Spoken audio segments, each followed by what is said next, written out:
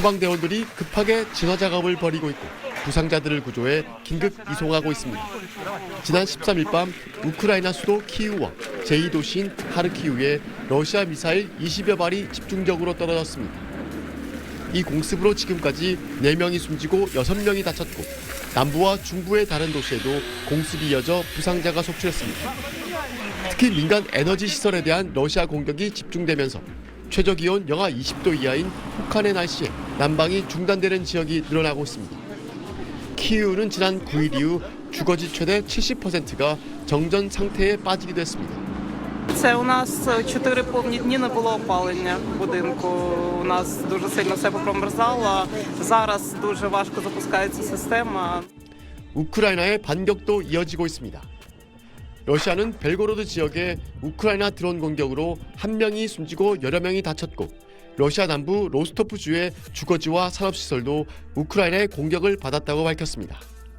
하지만 미국과 우크라이나 간 속도를 내고 있던 종전한 협상은 교착 상태에 빠진 분위기입니다. 특히 최근 베네수엘라와 그린란드 그리고 이란 사태가 불거지면서 우크라이나 종전 협상이 미국의 주요 현안에서 후순위로 밀리는 상황입니다.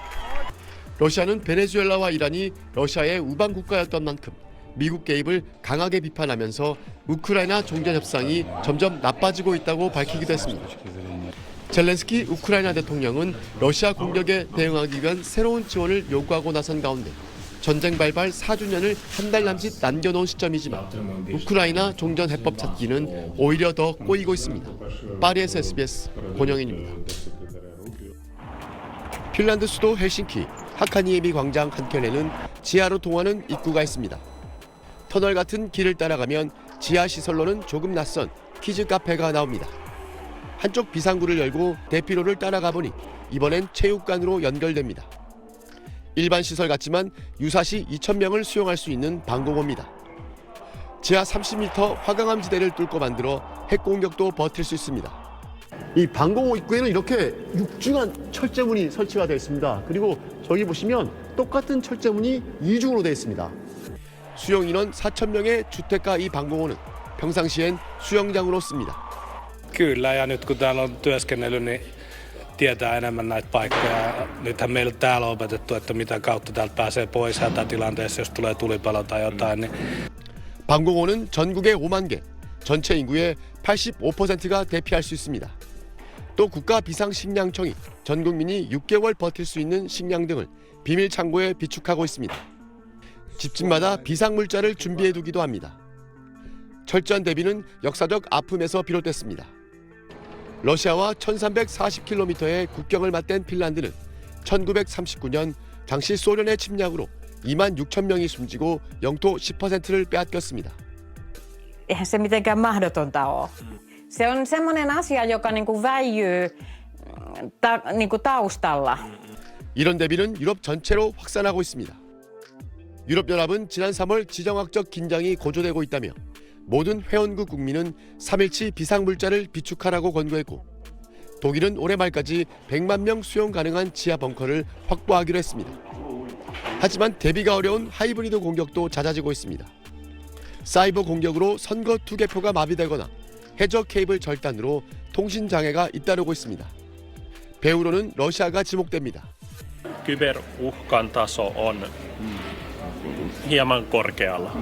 Tietoturvan osalta aivan ehdottomasti.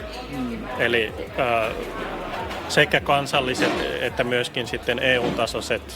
군사력 열세 보완에 하이브리드 공격 대비까지 유럽 각국은 대응책을 서두르고 있습니다. 헬싱키에서 SBS 권영인입니다. 해가 바뀌면서 우크라이나 전쟁은 5년째로 접어들었습니다.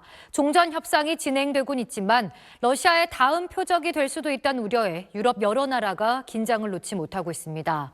유럽에서 가장 긴 국경선을 러시아와 맞대고 있는 핀란드에 권영인 특파원이 나가 있습니다. 권 특파원, 지금 있는 곳이 어디입니까? 네, 제가 있는 이곳은 핀란드의 러시아 접경 지역 13번 국도입니다. 매년 200만 명의 러시아 사람들이 이 핀란드를 오가던 그런 곳입니다. 그런데 지난 2023년 11월 15일부터 이 길을 포함해서 러시아와 맞닿은 국경 전 구간이 폐쇄가 됐습니다. 제가 그 안으로 들어와서 직접 취재를 했습니다. 가장 먼저 마주한 건 누이야마 검문소였습니다. 출입문은 굳게 닫혔고 출입국 심사 게이트도 불이 꺼져 있습니다. 검문소 직원 150명은 모두 국경 경계 근무로 임무를 바꿨습니다. 저기 철제 장벽 너머가 바로 러시아 땅입니다. 지금 핀란드와 러시아 국경을 따라서 철제 장벽들이 설치가 되고 있는데요. 민간인들은 바로 여기까지만 출입이 가능합니다. 핀란드는 남북한 휴전선의 6배에 달하는 러시아 국경 1340km 중 지난해 140km 구간에 철제 장벽을 설치했습니다. 러시아와 왕래가 잦았던 쪽부터 막았는데 올해 말까지 총 200km의 철의 장막을 세울 예정입니다. 러시아가 난민들을 대거 핀란드로 밀어내고 있기 때문입니다.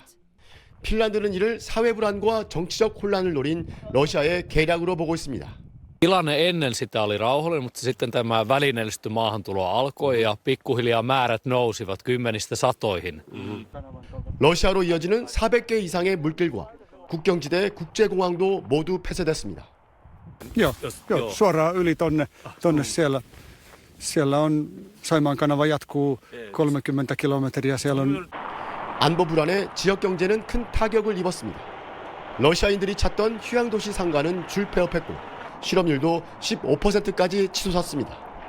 지역 대형마트도 4개 중 2개가 문을 닫았습니다. On tämä paljon hiljentynyt, niin kuin sitten kaikki liiketoimintaa sun muuta ja sitten ei näy venäläisiä autoja, ei näy täällä yhtään enää. 위기감은 점점 커지고 있습니다. 핀란드는 우크라이나 종전 협상이 타결되면 자신들이 러시아의 다음 목표가 될 수 있다며 국경 병력을 크게 늘리기로 했습니다. 또 예비군 동원 연령도 60세에서 65세로 대폭 높여 병력 자원도 확대하고 있습니다.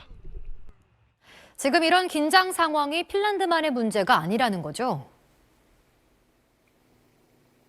네, 그렇습니다. 지난해 덴마크와 독일 등 유럽 곳곳에 러시아 것으로 추정되는 드론이 출몰해서 긴장이 높아졌습니다.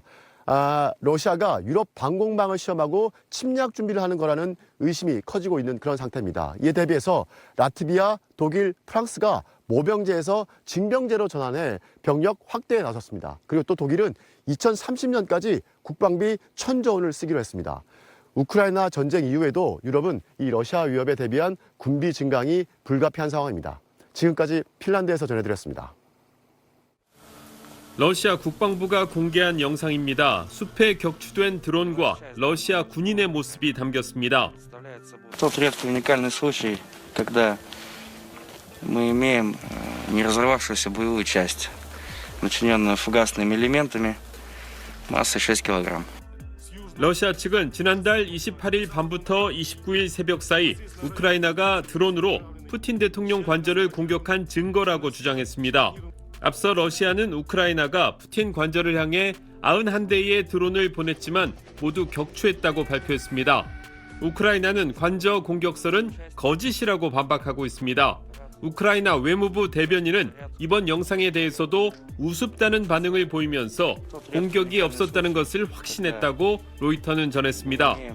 러시아와 우크라이나가 드론 공격 진실 공방을 벌이는 가운데 미국은 2025년 마지막 날에도 종전과 평화 방안을 논의했다고 밝혔습니다. 트럼프 대통령 특사인 스티브 위트코프는 미국이 우크라이나와 영국, 프랑스, 독일 등과 생산적인 통화를 했다고 밝혔습니다. 트럼프 대통령과 젤렌스키 대통령이 회담한 지 사흘 만에 종전 협상을 이어간 셈입니다. 미국 위트코프 특사는 전쟁 종식과 우크라이나 번영 방안을 논의했으며 협상은 새해에도 지속될 것이라고 강조했습니다. 워싱턴에서 SBS 김용태입니다. 캐롤라인 레빗 백악관 대변인은 소셜미디어를 통해 트럼프 미 대통령이 푸틴 러시아 대통령과 전화통화를 했다고 밝혔습니다. 트럼프 대통령은 어제 젤렌스키 우크라이나 대통령과 만난 뒤 푸틴 대통령과도 통화했는데 하루 만에 다시 소통을 이어간 겁니다. 레빗 대변인은 두 사람이 우크라이나 문제와 관련해 긍정적인 통화를 마쳤다고 전했습니다. 어떤 내용이 논의됐는지 구체적인 내용은 전하지 않았습니다. 트럼프 대통령은 어제 종전 중재 협상이 95% 정도 진척됐다고 전했는데 영토 문제 등 까다로운 현안들의 간극을 좁히기 위한 대화가 이뤄진 걸로 보입니다. 트럼프 대통령은 이어 푸틴 러시아 대통령 관저에 대한 우크라이나의 드론 공격 시도 의혹에 대해선 좋지 않다고 경고했습니다. It's not the right time to do any of that and can't do it. And I learned about it from President Putin that I was very angry about it. 이에 대해 우크라이나는 러시아가 거짓말을 하고 있다고 일축했습니다. 트럼프 대통령은 자택인 마러라고 리조트를 방문한 베냐민 네타냐후 이스라엘 총리도 만났습니다.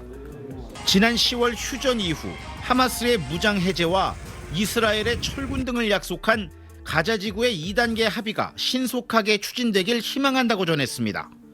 하지만 휴전 이후에도 무력 충돌이 빈번하게 발생하는 등 전쟁 재개 가능성이 우려되고 있어서 휴전안이 실제 이행될지는 불투명한 상황입니다.